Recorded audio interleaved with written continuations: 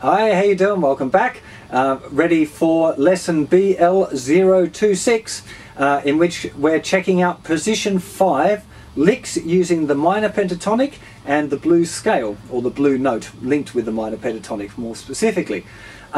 This can be a slightly awkward position to solo and a lot of people kind of avoid it. It's not a hard one to do it if you get some licks down, so that's kind of the point of this video, but it'd be a really good idea if you find some other licks as well, either from other positions that you transfer to this one, or just try and fiddle about with the scale and see if you can find some of your own licks too. That would be a grand idea. So we've got 5 licks, let me play them for you, and then we'll go to a close-up and look at each one at a time. Lick number 1 sounds like this. Lick number 2 sounds like this.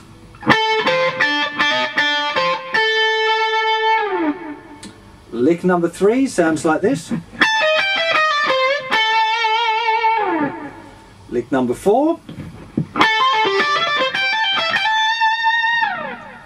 And lick number 5.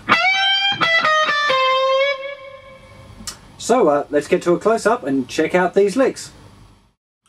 Okay, lick number 1, starting off here with our first finger, 14th fret, 3rd string, followed by a 3rd finger at the 17th fret, 1st finger back at the 14th fret. Now when we get to the 14th fret, we're going to slide it back one, and then jump straight from there to the 3rd finger on the 17th fret for a curl, and back to the note we started on, the root note.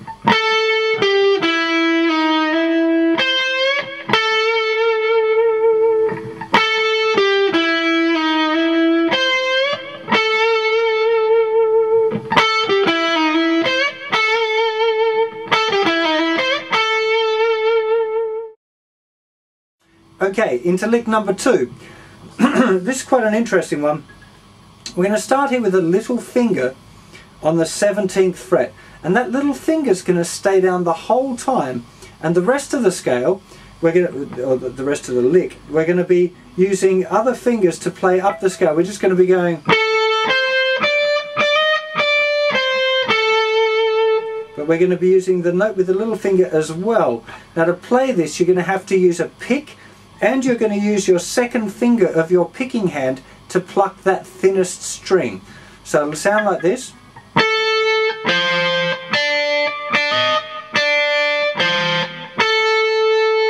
Okay, that first one obviously being an octave. So we're here using 1st and 4th. Then 3rd finger's going down, 17th fret, little finger staying there. Then 1st finger in the 15th fret. Then play them both again, but this time hammer on the 2nd finger into the 16th fret. Lift it off. Back we go.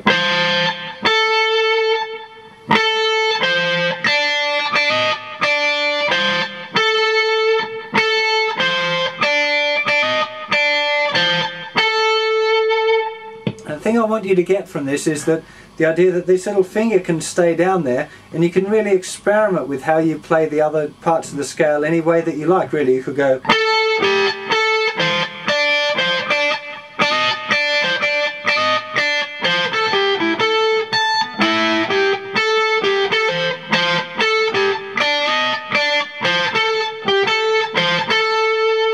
really doesn't matter which way you want to do it, it's really up to you to experiment a bit. I just want to give you the idea. You really have a lot of fun with that one. Lick number 3, which is this lick. Here we're starting off with a little triplet,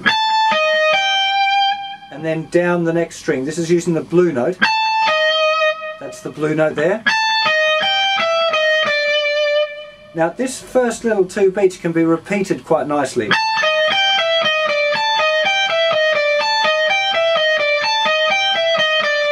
And then when you feel like it, the little ending.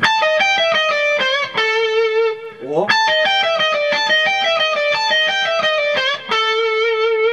I think I nicked that one off Joe Satriani, I can't remember the song, but it's a really nice little lick.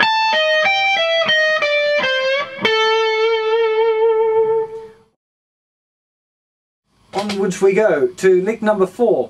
Now this is a kind of a rocky kind of, it's not really blues, it's a rock blues lick, but it's quite a good technique that I'd like you to get down. We're starting here with the first finger in the 14th fret, then we're going to hammer down the 3rd finger into the 17th, flick it off, and then play 17 on the next string. So the first beat, which makes the first 4 notes, is this.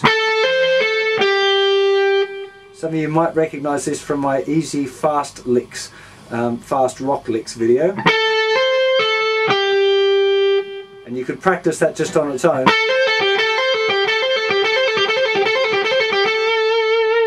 But what I'm going to show you is how to move it quite well. So it goes from here, and then you're skipping first finger up to the 15th fret of the 2nd string, and you do the same pattern, 15, hammer on the 17th fret with the 3rd finger, flick it off, play 17th on the 3rd string. Of course that one could get repeated too. And then exactly the same thing, starting on the thinner string, a little hammer on to finish. So the lick as written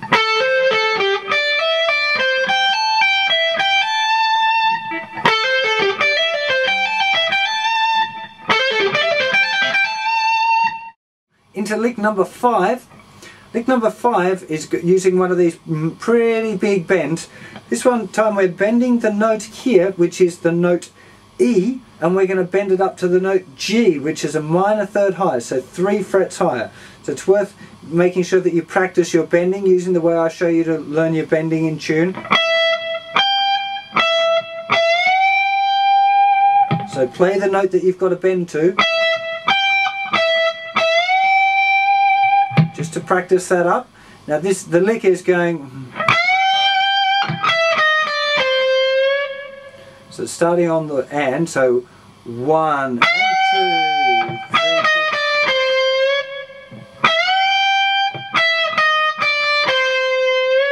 3, little curl there on that last 17. Otherwise it's just going down the blues scale. Big bend,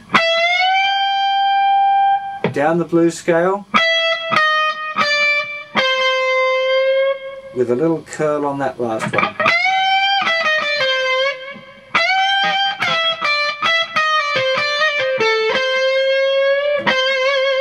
Lots of different variations you can play with this.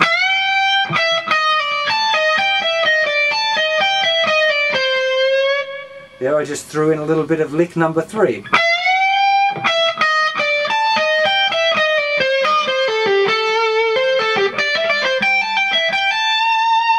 And then into lick 4. There's all sorts of crazy things you can do with these little puppies.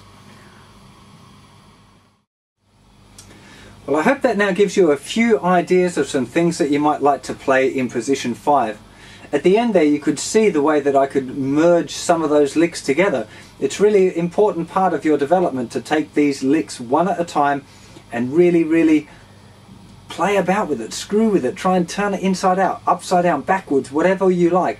And the big idea, remember, is to try and do, or the way that I would recommend that you practice it, is to take one lick and use it right the length of a whole 5-minute backing track. Just trying to play with that one lick, trying to fiddle with it, really explore it. And then maybe when you introduce a second lick, practice that for most of it, but occasionally see if you can find a way of linking that second lick with the first lick. And then when you've got the third lick, see if you can mix 1, 2 and 3 together. Just really fiddle. It's really important that you go through a period of exploring these things, otherwise there are always going to be these licks that you learned on that DVD and they'll never come out when you actually play, and that's kind of not the point. The big point here is for you to actually be using these things to make a solo. So I know I go on about this all the time, but please don't forget the playing along with the licks and experimenting with them with a backing track or a live band if you've got one, or a jam buddy or whatever. That's a really important part. Now the next lesson is going to be about how to shift between the different positions. So before we get onto that, go back, make sure you revise all your scale shapes, all the licks within each scale, and then I'll see you for the next lesson where we talk about jumping around between them. See you shortly.